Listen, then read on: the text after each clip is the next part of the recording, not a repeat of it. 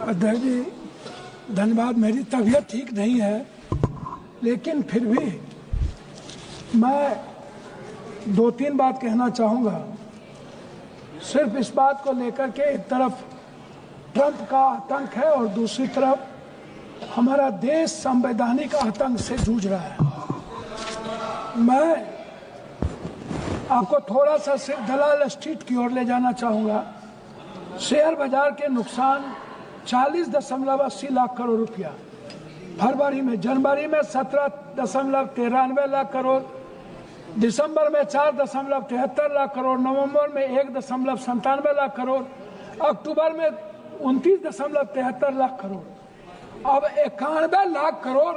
ये दलाल स्ट्रीट का मामला है। दूसरा है PSU, 25 लाख करोड़ रुपया डूबे, जिसमें LIC 3 लाख करोड़, SBI 1.6 लाख करोड़, तीसरा 1.5 लाख करोड़, हल 1 लाख करोड़, उसके बाद NTPC 1 लाख करोड़, फिर तीसरा 1 लाख करोड़, फिर मतलब आप यदि उसको देखिएगा, बजट अनुपूरक 24-25 में भारत की वार्षिक मुद्रास्फीति 2025 में 4.31% गिर गई।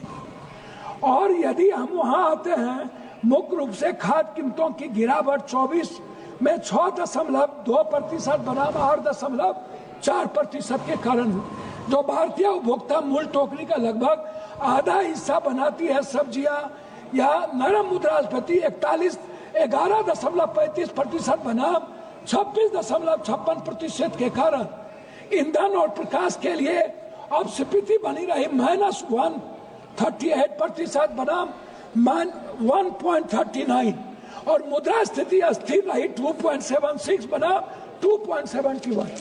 अब आप हमको एक बात बताइए, हमारे नेता कह रहे थे कि हमारे देश के प्रधानमंत्री यूक्रेन जाते हैं। मैडम, पूरा नॉर्थ ईस्ट की बात कह रहा हूं, मैं मणिपुर गया था।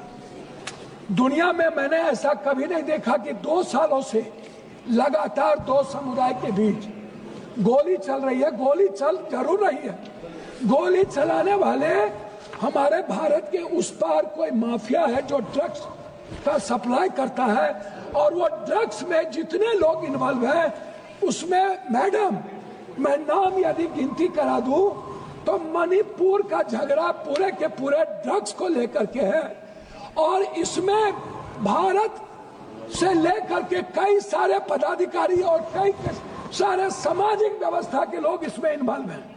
ये छोटी घटना नहीं है। पहली घटना यह है कि अपने ही सरकार को अपदस्थ करके राष्ट्रपति शासन लागू करके और वहां पुलिस फोर्सेस के द्वारा गोली चलवाना, अभी तक गोली चल रही है।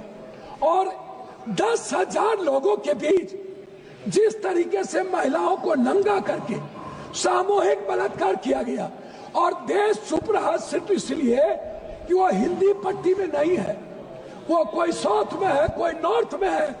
हम इस कंट्री को नॉर्थ और साउथ में बांट रहे हैं मैडम।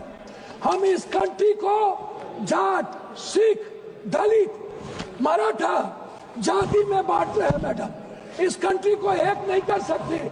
जो बजट का इसमें जो स्थिति है, मैं उसमें आपको पहले ही बता दिया। मैं दूसरी बात कहना चाहूंगा मैडम कि बजट कोई सिर्फ मणिपुर के राजनीतिक व्यवस्था, मैडम बोलने तो दिया जाए, मैं सिर्फ बिहार की ओर थोड़ा सा आपको ध्यान दिलाना चाहूंगा। मैं आता हूं इस बजट को बेरोजगारी भत्ता की तरफ। 30,000 लगभग मैडम 30 करोड़ लगभग लोग, बच्चियां और बेटे बेरोजगार हैं, अशिक्षित हैं। उस बेरोजगारी भत्ता पर बजट के लिए इस हिंदुस्तान की सियासत का कोई भी एक भी बजट के लिए कोई प्रावधान नहीं है। दूसरी तरफ मैडम फार्मर्स की बात आती है। मैडम फार्मर कितना है?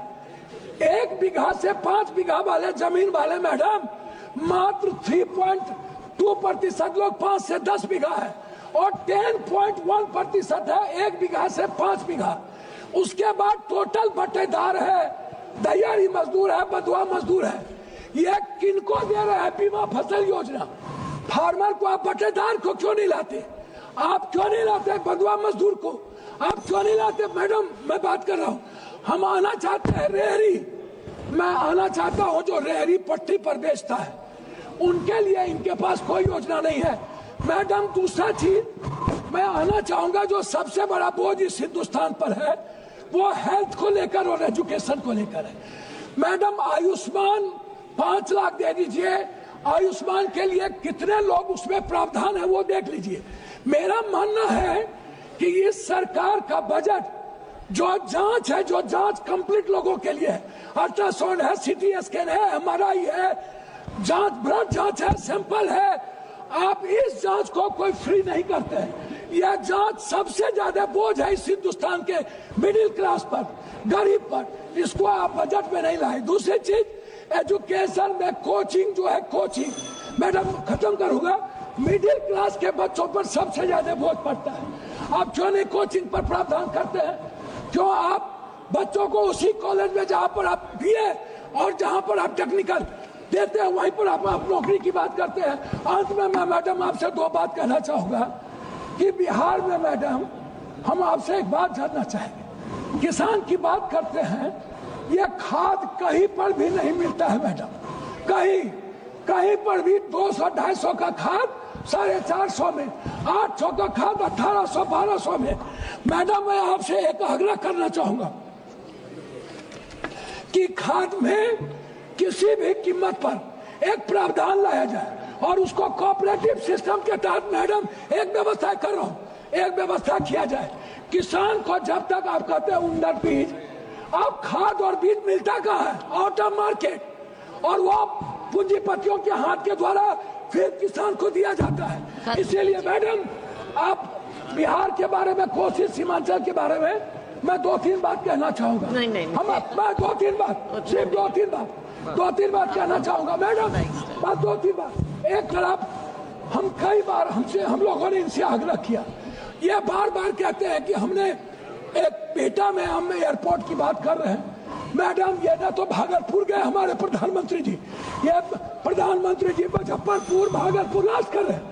आप रक्सौल के एयरपोर्ट पर आपने प्रावधान, अंतिम में कह रहा हूँ कि सहरसा में एम्स खुलने की व्यवस्था हो गई थी, भारत सरकार को जमीन दे दिया गया था, लेकिन सहरसा के एम्स को हटा करके आपने कोई प्रावधान, हमारे कोसी सीमांचल में सबसे ज्यादा कैंसर, टीबी, दमा, एम्स होना चाहिए कोसी, एक कैंसर का हॉस्पिटल होना चाहिए पूर्णिया में, आपने कोई प्रावधान नहीं दिया। मेरा आग्रह आपसे है कि आप कम से कम एक चीज करिए, आप विशेष राज कुछ मत दीजिए, बंद पड़े फैक्ट्री को आप एक योजना के तहत बजट में प्रावधान कीजिए। ठीक है जी, और विशेष राहुल सिंह लोधी जी, बहुत जी। और ऐसी खबरें देखने के लिए सब्सक्राइब कीजिए हमारे यूट्यूब चैनल को। वीडियो पसंद आए तो लाइक, कमेंट और शेयर जरूर कीजिए। शुक्रिया।